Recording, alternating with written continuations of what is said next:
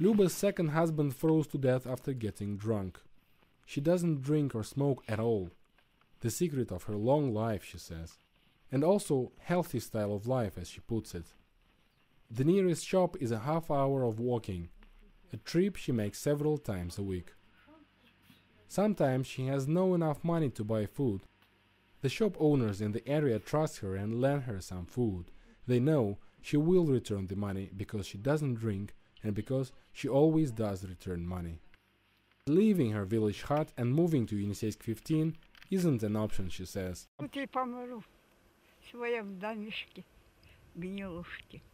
Ей квартиру давали, и все, и не могу в своей квартире уходить никак. Luba is much of an exclusion. Most pensioners here would like to flee from this sort of life. But what is the choice? An isolated location, bleak, harsh terrain.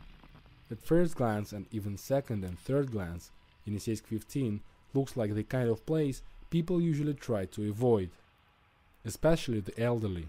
But officials say there's a waiting list of pensioners wanting to move there. The formal head of Yeniseisk-15 and the surrounding areas is based in the Shapkino village nearby, and he is one of the most active defenders of the policy to give free housing to pensioners and invalids in the abandoned town. Люди именно вот стремятся сюда попасть. Почему? Потому что это жилье благоустроенное, где не надо готовить дрова, где не надо топить печки, где туалет находится в квартире. Tamara is a decorated World War II veteran. She's almost the same age as Luba and also has lived most of her life in one of the local villages. But here the similarity ends. Tamara has 3 daughters working in Lesser-Sibirsk quite successfully. But she decided to take the granted flat from the state in Yeniseisk-15, as she explains that, so that she wouldn't be a burden on her daughters as her life comes to an end. Я здесь сама себе хозяйка. И думаю, никого обременять не буду. Плохо перетерплю. Her husband died 4 years ago. She's lived alone since then. Tamara never complains and says she's lucky enough to have a warm flat. Здесь лучше. Плохо, что наш поселок как-то оторван. Вот, например, чтобы поехать куда-нибудь в больницу, например, в Енисейск, куда мы перекрикивали 100 километров отсюда. Туда попадать очень плохо. И приедешь, не успеешь, если вот там по медицине что-нибудь, по болезни, не успеешь анализы сделать, надо уже возвращаться домой. Скорая помощь, но у них машины есть, но они даст, например, поехать, если пожелаешь, в Yeniseysk, они не возьмут. Почему? Они только больных возят, те, которые лежачие. For other people, being resettled to Yeniseisk-15 was actually a reward for years of work. After almost 2 decades in the Russian mining town of Norilsk, one of the most polluted places in the world, this woman was moved south for her retirement by the state.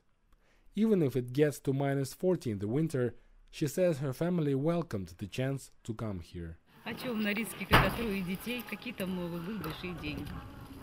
Тоже пожили немножко, здоровье, как говорится, угробили, и все, и больше ничего.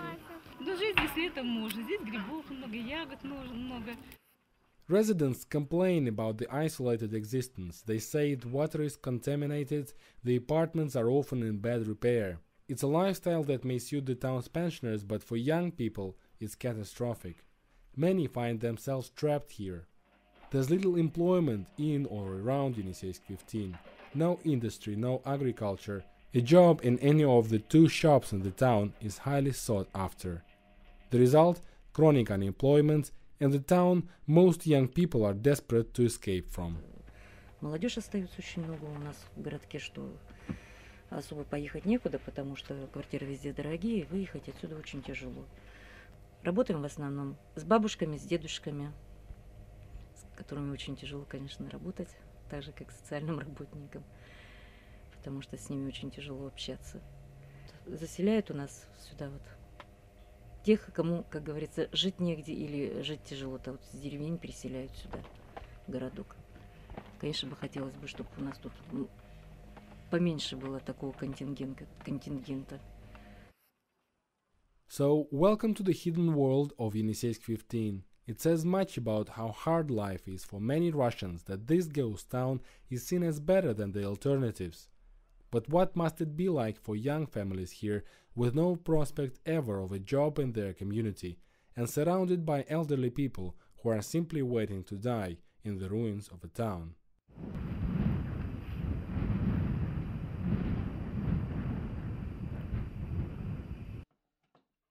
Oleg has never served in the army, but he keeps the military jacket of his neighbor, a retired officer, as a sort of, how he explains that, a reminder, a way to control himself. He avoided the service because he was the only son of the lonely mother. His father died in an accident when Oleg was 3 years old. He spends his time drinking and watching videotapes of cartoons and taped American music shows.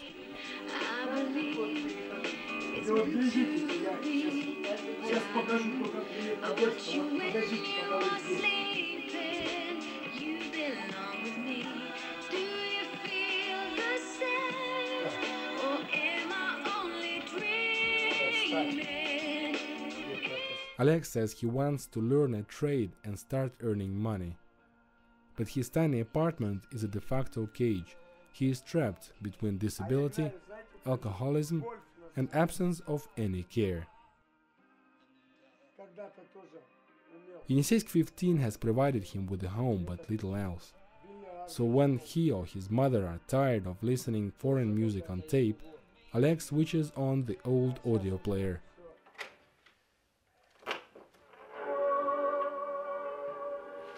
They listen to Russian traditional songs and think of a better place on earth.